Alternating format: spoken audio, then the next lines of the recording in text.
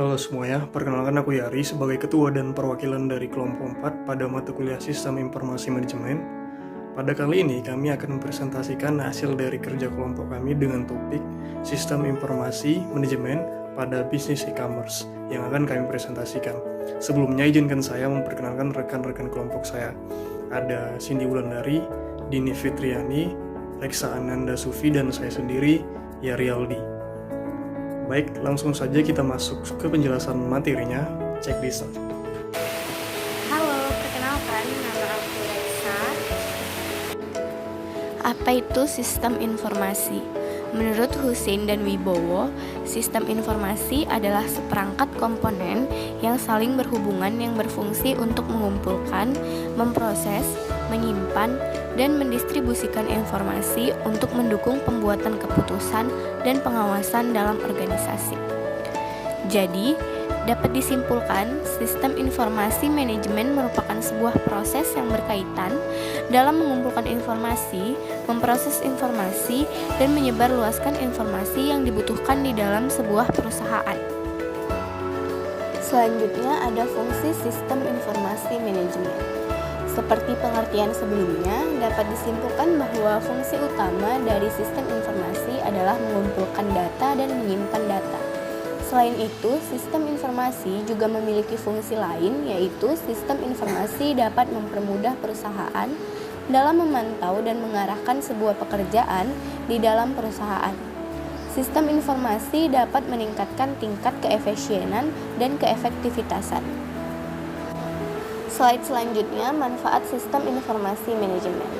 Berikut beberapa manfaat yang dapat diperoleh dengan adanya sistem informasi di dalam sebuah organisasi atau perusahaan, terutama pada e-commerce. Yang pertama dapat meningkatkan tingkat keakuratan data. Nah, sistem informasi ini merupakan sistem yang dapat mengukur keakuratan data, karena data merupakan hal terpenting di dalam sebuah perusahaan. Maka data yang akurat sangat dibutuhkan. Manfaat yang kedua yaitu dapat meningkatkan kualitas sumber daya manusia. Setelah data sudah akurat, maka selanjutnya sumber daya manusia yang menggunakan sistem informasi ini harus dapat mengerti dan dapat menyesuaikan dengan sistem informasi yang selalu berkembang seiring dengan zaman. Manfaat yang ketiga yaitu mengurangi biaya operasional. Dengan menggunakan sistem informasi, maka dapat mengurangi kesalahan yang terjadi dalam bekerja, sehingga dapat meminimalisir biaya operasional yang dikeluarkan akibat dari human error. Halo, aku Cindy Wulandari. E-commerce. Apa sih yang dimaksud dengan e-commerce? E-commerce adalah pemasaran barang atau jasa menggunakan sistem elektronik melalui internet. Dalam hal ini, e-commerce memiliki konten yang berisi data atau sistem atau manajemen yang secara otomatis terisi. Industri ini mencakup transaksi seperti transfer dana, pemasaran online, jual beli, dan lain-lain. Manfaat e-commerce bagi pelaku usaha. Yang pertama, penjualan global. E-commerce memungkinkan sebuah perusahaan atau pemilik usaha untuk menjual produk yang mereka buat kepada konsumen yang lebih banyak. Dengan kata lain, perusahaan dapat mencakup pasar yang lebih luas. Contohnya, perusahaan pengrajin ukiran Jepara di Indonesia dapat memasarkan produknya ke semua negara tanpa membuka toko di negara tujuan. Yang kedua, pengurangan infrastruktur perusahaan. Perusahaan atau pemilik usaha tidak perlu membuka banyak cabang penjualan ataupun distribusi. Akan tetapi, dalam beberapa kasus banyak e-commerce yang tetap membuka gudang penyimpanan ataupun produksi di berbagai negara untuk mempermudah konsumen dalam shipping barang. Yang ketiga, pengurangan biaya perusahaan atau meningkatkan keuntungan bersih. Dengan adanya e-commerce, pemilik usaha atau perusahaan tidak perlu mengeluarkan biaya yang berlebih dalam menyediakan banyak toko atau gedung serta pegawai yang banyak. Hal ini akan meningkatkan keuntungan dengan menurunkan biaya operasional perusahaan.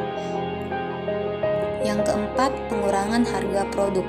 Harga barang dapat ditekan semurah mungkin dikarenakan akumulasi dari beberapa manfaat di atas, sehingga konsumen lebih tertarik membeli dan jangkauan juga semakin luas dari berbagai lapisan masyarakat. Manfaat e-commerce bagi konsumen. Yang pertama, belanja 24/7.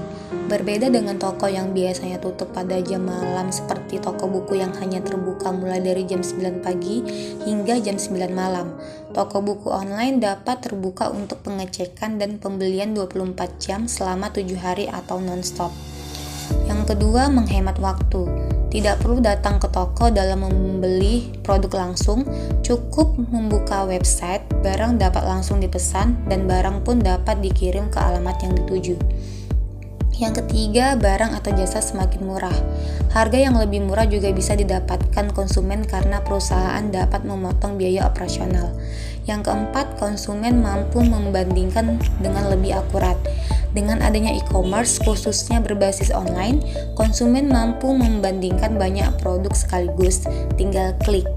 Hal ini berbeda dengan toko biasa. Kamu harus berjalan ke beberapa tempat sekaligus, apalagi yang berbeda toko. Yang kelima, pembeli lintas batas. Dengan adanya e-commerce, pembeli mampu membeli barang atau jasa dari luar negara tanpa harus ke luar negeri. Contohnya, pembeli dapat memesan sepatu Nike original dari USA tanpa harus ke Amerika. Jenis-jenis e-commerce. Yang pertama, e-commerce bisnis ke konsumen atau B2C, melibatkan produk dan layanan secara eceran kepada pembeli perorangan. Contoh e-commerce B2C adalah barnesanoble.com yang menjual buku, peranti lunak, dan musik kepada konsumen perorangan. Yang kedua, e-commerce bisnis ke bisnis atau B2B, melibatkan penjual produk dan layanan antar perusahaan. Situs web ChemConnect merupakan situs untuk membeli dan menjual gas alam cair, bahan bakar, bahan kimia, dan plastik. Situs ini merupakan contoh dari e-commerce B2B. Yang ketiga, e-commerce konsumen ke konsumen atau C2C, melibatkan konsumen yang menjual secara langsung ke konsumen. Contohnya eBay, situs lelang web raksasa, memungkinkan orang-orang menjual barang mereka ke konsumen lain dengan melelangnya pada penawaran tinggi. Halo, aku Dini Fitriani. Oke, sekarang kita masuk ke contoh kasusnya nih. Di sini kami mengambil salah satu contoh e-commerce yang terkenal di Indonesia. Siapa lagi kalau bukan Shopee. Nah, sebelumnya kami mau tanya dulu nih, siapa sih yang nggak tahu Shopee? Atau mungkin siapa yang belum pernah pakai Shopee? Pasti di sini setidaknya pernah sekali saja memakai aplikasi ini. Nah, sebelum kita tahu bagaimana sih sistem informasi manajemen pada Shopee ini, kita harus tahu dulu nih, siapa sih Shopee itu? Nah, jadi teman-teman, Shopee ini adalah perusahaan e-commerce yang berada di bawah naungan Sia Limited atau mungkin dikenal dengan nama Sia Group, di mana Sia Group ini merupakan perusahaan internet di Asia Tenggara dengan pusatnya di Singapura. Nah, Shopee ini menjalankan usaha C2C atau customer to customer mobile marketplace yang diusung oleh Shopee, yang memungkinkan kehadirannya bisa dengan mudah diterima oleh berbagai lapisan negara termasuk negara kita tercinta yaitu Indonesia. Nah, Shopee ini resmi diperkenalkan pada bulan Desember tahun 2015 di bawah naungan PT Shopee International Indonesia. Nah, teman-teman, semenjak peluncurannya, Shopee ini mengalami perkembangan yang sangat pesat loh. Bahkan, sampai Oktober 2017, Shopee ini telah di-download lebih dari 43 juta pengguna. Banyak kan? Dengan memberikan one-stop mobile experience, Shopee ini menyediakan fitur live chat yang memudahkan para penjual serta pembeli untuk saling berinteraksi dengan praktis dan juga cepat.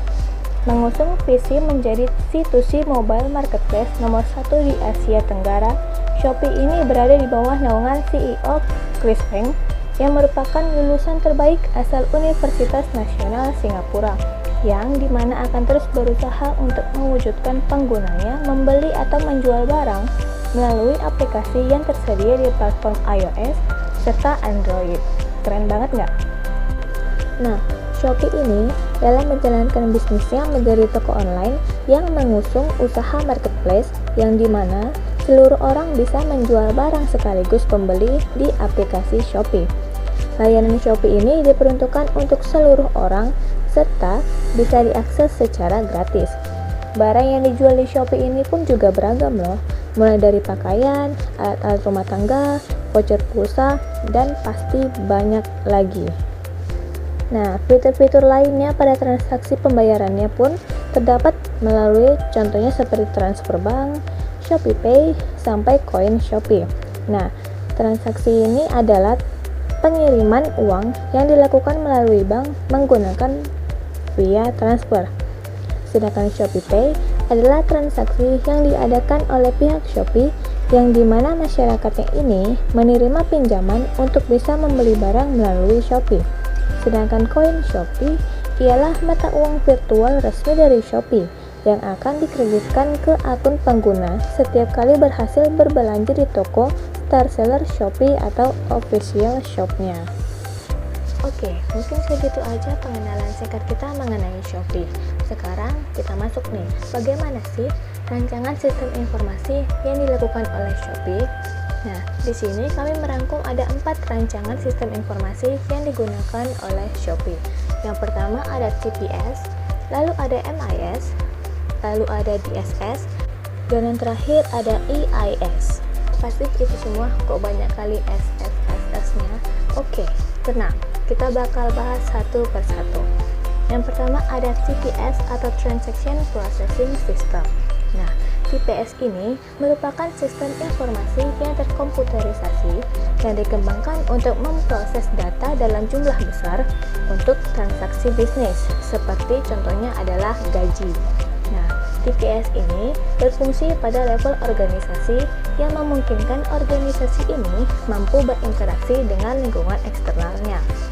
Data yang didapatkan oleh TPS ini bisa dilihat atau dipergunakan oleh manajer. Sistem ini bekerja di level operasional. Nah, input di level TPS ini merupakan transaksi serta kejadian.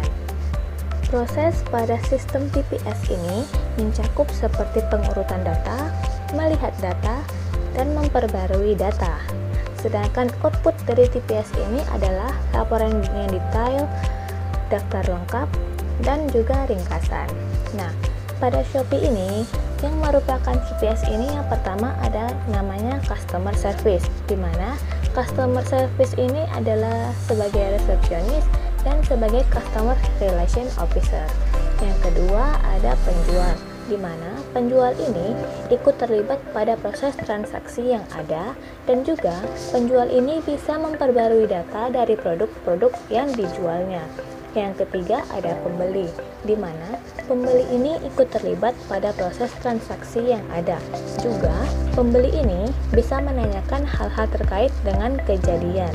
Yang keempat ada finance atau keuangan, yaitu dengan melakukan pengelolaan keuangan perusahaan dan melakukan penginputan seluruh transaksi keuangan. Dan yang kelima ada yang namanya quality control, yaitu memantau produk-produk yang dijual oleh seller dan bertanggung jawab untuk memperoleh kualitas terbaik pada produk serta jasa perusahaannya.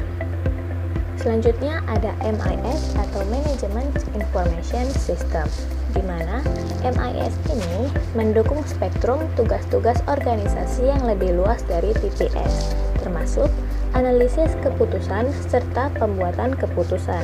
Nah, MIS ini membuat informasi yang digunakan untuk menghasilkan keputusan dan juga bisa membantu menyatukan beberapa fungsi informasi usaha yang telah terkomputerisasi. Shopee ini menerapkan MIS dengan cara yaitu menggunakan adanya marketing officer yang dimana pada pelaksanaannya yaitu dengan melakukan optimasi Shopee di mesin pencari, melakukan optimasi pada sosial media, dan juga bertugas membawa kemajuan pada hal marketing untuk perusahaan pastinya. Yang ketiga ada DSS atau Decision Support System. Nah, DSS ini hampir sama dengan MIS sebab mereka berdua ini sama-sama memakai basis data menjadi sumber datanya.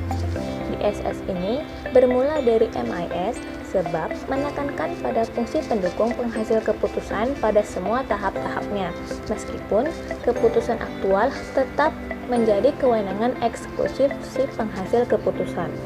Nah, jenis-jenis DSS ini berdasarkan tingkat kerumitan serta tingkat dukungan pemecahan masalahnya terbagi menjadi 6, yaitu yang pertama, mengambil elemen-elemen informasi, yang kedua, menganalisis semua file, yang ketiga, menyiapkan laporan dari berbagai file, yang keempat, memperkirakan dampak dari keputusan, yang kelima, mengusulkan keputusan, dan yang keenam, menghasilkan keputusan.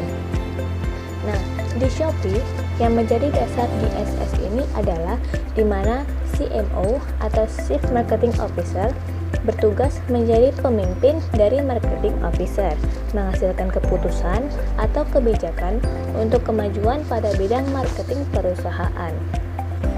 And for the last, ada EIS atau Executive Information System. Nah, EIS ini adalah sistem terkomputerisasi yang menyediakan akses bagi eksekutif secara praktis ke informasi internal maupun eksternal yang relevan dengan faktor penentu keberhasilan. EIS yang diterapkan di Shopee ini yaitu berada pada CEO atau Chief Executive Officer dengan mengelola serta menganalisis segala kegiatan fungsional usaha seperti operasional, sumber daya manusia, keuangan, serta pemasaran, menghasilkan kebijakan, mekanisme, dan juga standar di perusahaan. Baik, selesai sudah presentasi kami terkait penjelasan mengenai sistem informasi manajemen pada bisnis e-commerce. Mohon maaf atas segala kekurangannya, semoga bisa bermanfaat, menambah pengetahuan baru, dan terima kasih.